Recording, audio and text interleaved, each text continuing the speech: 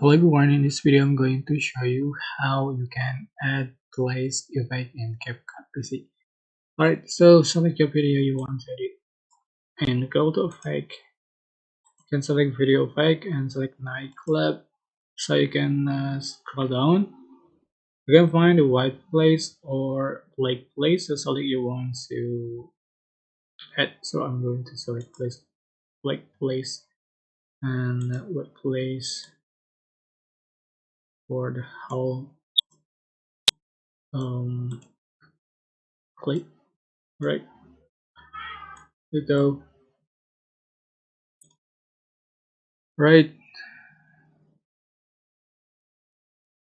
you're gonna just for the speed of the place.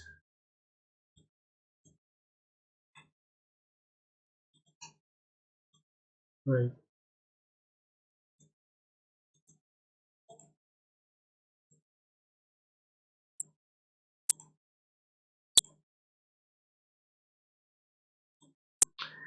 yeah. I hope this tutorial was helpful for you guys. Don't forget to like, comment, share, and also subscribe. Thank you so much for watching.